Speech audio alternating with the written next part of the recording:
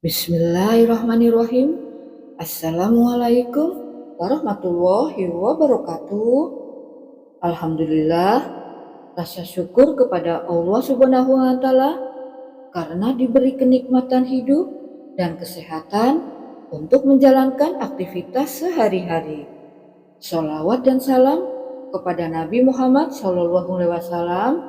Allahumma sholli ala Muhammad wa ala ali Muhammad kama sholaita ala ali Ibrahim innaka Hamidum Majid. Saudara-saudaraku, perjuangan Rasulullah dalam berdakwah Islam sungguhlah berat dan luar biasa. Tidak jarang Rasulullah mendapat cacian, makian, hingga perlakuan tidak baik dari orang-orang yang menolak ajarannya. Rasulullah pernah mendapatkan penolakan saat berdakwah ajaran Islam kepada penduduk Taif. Ketika itu Rasulullah dilempari bertubi-tubi batu, lantas dua malaikat penjaga bukit mengatakan kepada Rasulullah untuk memohon kepada Allah Subhanahu wa Ta'ala agar mengangkat burung Taif dan menghimpit orang-orang yang tidak memiliki sopan santun kepadanya. Namun Rasulullah meminta untuk jangan melakukan hal itu, karena menurut mereka hanya belum mengetahui saja. Lalu dengan darah yang masih mengalir, Rasulullah berkata kepada Allah Subhanahu wa Ta'ala bahwa setelah dilempari dari sini kemanapun itu dan meski dihina dan disakiti, Rasulullah ridho. Nabi Muhammad SAW sangatlah istimewa. Dia menjelaskan bahwa ada orang yang tidak pernah bertemu, menatap, atau dimimpikan, tapi mau beriman kepada Rasulullah. Beruntunglah kalian, karena orang-orang yang beriman kepada Nabi Muhammad SAW tanpa pernah melihatnya, itulah orang-orang yang disebut Nabi yang sangat dirindukan oleh beliau.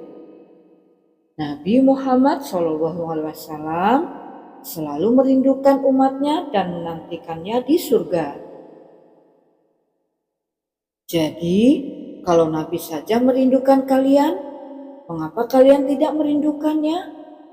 Kalau Nabi menantikan kita di surga, kenapa kita tidak menjemput penantian itu? Karena itu, Nabi Muhammad SAW akan menjemput umatnya di surga dan tidak melangkahkan kakinya ke surga sebelum berkumpul umatnya dibimbing beliau ke surga oleh Rasulullah SAW.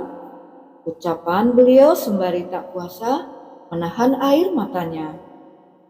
Allah Subhanahu wa Ta'ala menurunkan hudan terakhir, yakni Al-Quran, yang diharapkan dapat mengantarkan seluruh umat Nabi Muhammad SAW yang mau beriman dan mengikutinya ke surga.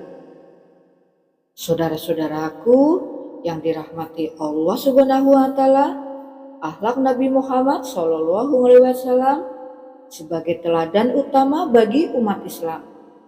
Beliau menekankan bahwa akhlak Nabi yang mencerminkan ajaran Al-Quran adalah sumber inspirasi untuk membentuk pribadi yang lebih baik. Akhlak Nabi Muhammad SAW yang mulia seperti kesabaran, kasih sayang, pemaaf, jujur, amanah, dan bijaksana. Itulah menjadi contoh yang patut diikuti dalam kehidupan sehari-hari. Saudara-saudaraku, berikut ini beberapa poin penting akhlak Nabi Muhammad SAW. Yang pertama, akhlak Nabi adalah Al-Quran. Mengutip pernyataan Aisyah bahwa akhlak Nabi Muhammad SAW adalah Al-Quran itu sendiri. Hal ini menunjukkan bahwa meneladani akhlak Nabi sama dengan mengikuti ajaran Al-Quran. Yang kedua, 4 sifat utama. 4 sifat utama Nabi Muhammad SAW yaitu Yang pertama, sidik atau jujur. Yang kedua, amanah, dapat dipercaya. Yang ketiga, tabligh atau menyampaikan wahyu. Yang keempat, fatonah atau cerdas. Sifat-sifat ini menjadikan landasan bagi umat Islam untuk membangun karakter yang kuat. Yang ketiga, akhlak mulia dalam kehidupan sehari-hari. Pentingnya mengamalkan akhlak mulia Nabi Muhammad SAW dalam berbagai aspek kehidupan, seperti hubungan dengan keluarga, teman, dan masyarakat. Yang keempat, inspirasi untuk perbaikan diri. Untuk menjadikan akhlak Nabi Muhammad SAW sebagai motivasi untuk terus belajar, memperbaiki diri, dan menjadi pribadi yang lebih baik dari waktu ke waktu. Pentingnya meneladani dan mengamalkan akhlak mulia tersebut dalam kehidupan sehari-hari untuk mencapai kesempurnaan pribadi dan keberkahan hidup.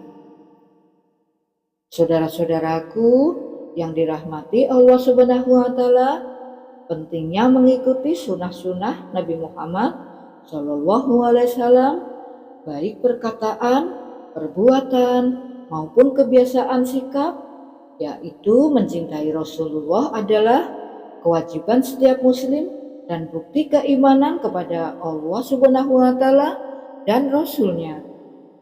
Berikut adalah beberapa cara yang bisa dilakukan. Yang pertama, memperbanyak bacaan sholawat. Sholawat adalah kecintaan dan penghormatan kepada Nabi Muhammad SAW. Yang kedua, mempelajari dan mengikuti sunnah-sunnah Nabi. Ini meliputi segala aspek kehidupan beliau, mulai dari cara berpakaian, makan, beribadah, hingga berinteraksi dengan sesama. Yang ketiga, memahami dan mengamalkan ajaran Al-Quran dan hadis.